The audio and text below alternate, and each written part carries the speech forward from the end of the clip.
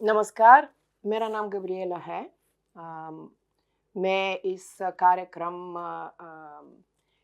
से संबंधित हूँ एकेडमिक रूप से। इस साल को हम ने एक ऐसा प्रपोज़ल लिखा था जिसमें हमारा उद्देश्य उसी तरह फ़ॉर्मुलेट किया कि हमें अलग-अलग कथाएँ, अलग-अलग कहानियाँ चाहिए, जो कि हमारे पाठ्य पुस्तकों में नहीं मिलती हैं। जो कहानियाँ और कथाएँ और आख्यान आम लोगों के हैं और उन लोगों के ख़ास तौर पर जो मुख्य प्रवाह के बाहर रहते हैं, जैसे आदिवासी हैं, जैसे ग्रामीण लोग हैं, जैसे खानाबदोश लोग हैं, तो उन कहानियों की सामग्री हम बनाना चाहते हैं और हमने कोशिश की कि इकट्ठा करें और कि उनको इस्तेमाल करेंगे अपने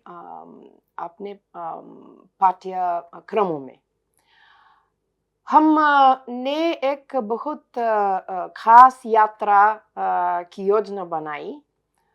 हमने शुरुआत की औरंगाबाद से।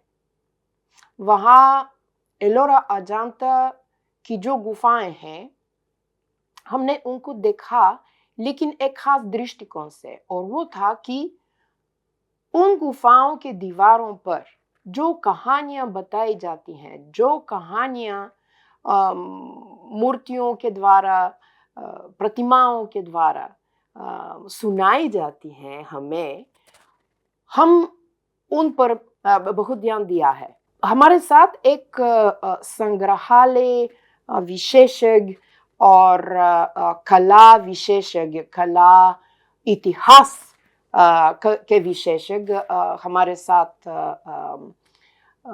यात्रा कर रही थी और उन्होंने हमें ऐसी कहानियों को दिखाया दीवारों पर, जिनके बारे में हमें मालूम नहीं था। मतलब कि काफ़ी प्रसिद्ध पुराण हैं, काफ़ी प्रसिद्ध कथाएँ हैं, या तो बुद्ध की ज़िंदगी से संबंधित, या तो महावीर के ज़िंदगी से संबंधित, या जो पौराणिक कहानियाँ हैं, शिव जी, विष्णु, आदि-आदि। लेकिन ऐसी भी कहानियाँ थी वहाँ जिनके बारे में हमारे जो अध्यापक, कार्यक्रम पे अध्यापक थे, जो भारतीय हैं, जो पले बड़े हैं यहाँ भारत में, फिर भी उनको मालूम नहीं था उन कहानियों के बारे में। वे ऐसी कहानियाँ थीं जो मुख्य प्रवाह की कहानियाँ नहीं थी, और उनको देखना और उनको डिकोड करना बहुत दिलचस्प बात थी हम सब लोगों के लिए।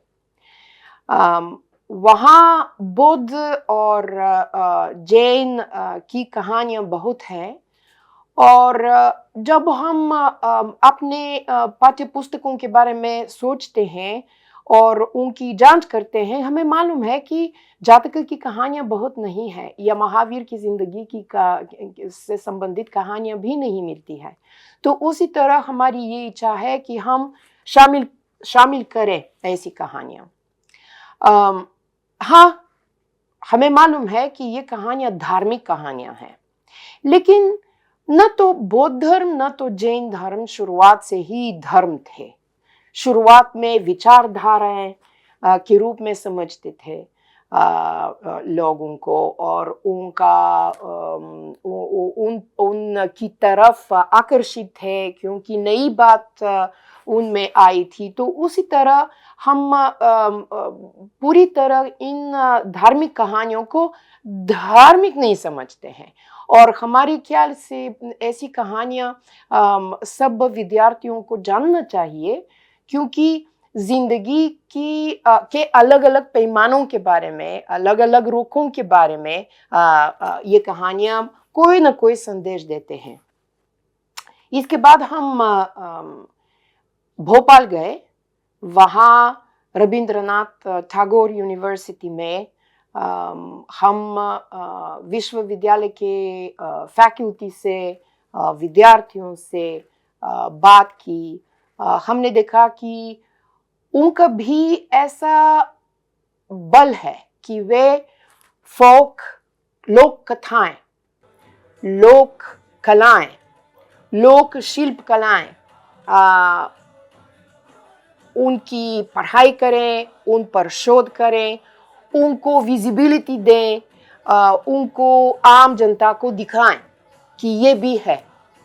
क्लासिकल म्यूजिक एक बात है, जैसे जो भारतीय संगीत, भारतीय नृत्य जो है वो एक बात है, लेकिन इसके साथ साथ बहुत ऐसी परंपराएं हैं जो इन खास वहाँ अध्यापकों ने शोध करते हैं और उसी तरह उन परंपराओं को आम जनता को दिखाते हैं और उसके बारे में बात होती है मुख्य मीडिया पे। वहाँ बहुत सुंदर कैंपस है और वहाँ जो सामग्री बनाई जा रही है पढ़ाई के लिए वो बहुत अच्छी है अध्यापकों के लिए, और हमें बहुत सामग्री मिली है जो बहुत उपयोगी होगी हमारे लिए। हमारे लिए सबसे दिलचस्प बात ये थी कि वहाँ 2 संग्रहालय हैं जिनमें हमने काफ़ी समय बिताया और हमारे लिए बहुत दिलचस्प थे, क्योंकि वहाँ आदिवासियों की कलाएं और ज़िंदगी और समाज और अलग अलग परंपराओं के बारे में उन संग्रहालयों में काफ़ी जानकारी हमें मिली। वहाँ एक खास इलाका है भीमबेटका केव्स या भीमबेटका स्टोन्स, याद नहीं है लेकिन कैसे उनका नाम है, लेकिन वहाँ प्रागैतिहासिक चित्र भी मिले हैं और उनकी भी कहानियाँ हैं, उनकी भी प्रकृति केंद्रित कहानियाँ हैं। तो हमें बहुत दिलचस्प लगा और हमें बताया गया कि ये सबसे पुरानी तस्वीरें हैं जो हमें मिल सकती हैं यहाँ भारत में। इसके बाद हम सांची गए, वहाँ हमारी बौद्ध धारा आगे चली और जो जातक की कहानियाँ, जो जातक के प्रतीक हैं उनके बारे में काफ़ी हमने सीखा है। सांची के बाद हम खजुराहो गए। खजुराहो एक बहुत खास जगह है क्योंकि उसमें शारीरिक संबंधों का शास्त्र, शारीरिक संबंधों के द्वारा कैसे भगवान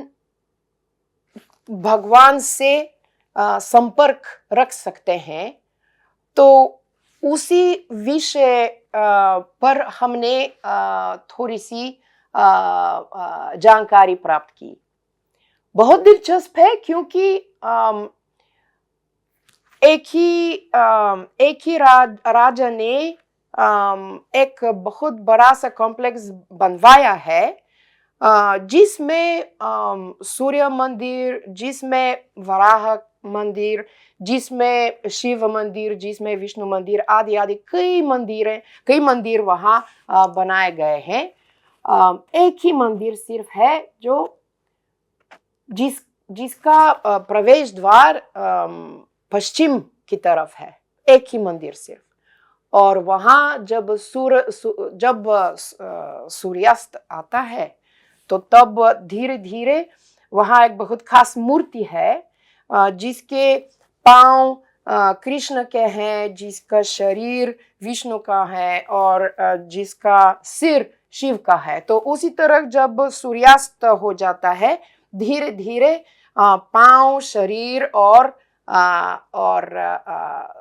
चेहरा और सिर उस पे रोशनी डालता है। तो उसी तरह बहुत सुंदर, बहुत अनोखी अनुभूति थी जब हम वहाँ गए दोपहर के बाद के समय।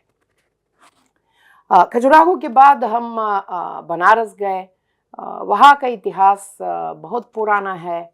वहाँ गाँव में बनारस के आसपास के गांव भी हमने देखे कई, जहाँ दलित लोग, जहाँ अपने आप को हरिजन बोलते थे, जहाँ आदिवासी लोग, जहाँ मुस्लिम लोग, जहाँ हिंदू लोग एक ही गांव में रहते थे और एक ही मैदान पे बैठे हुए गपशप मारते थे।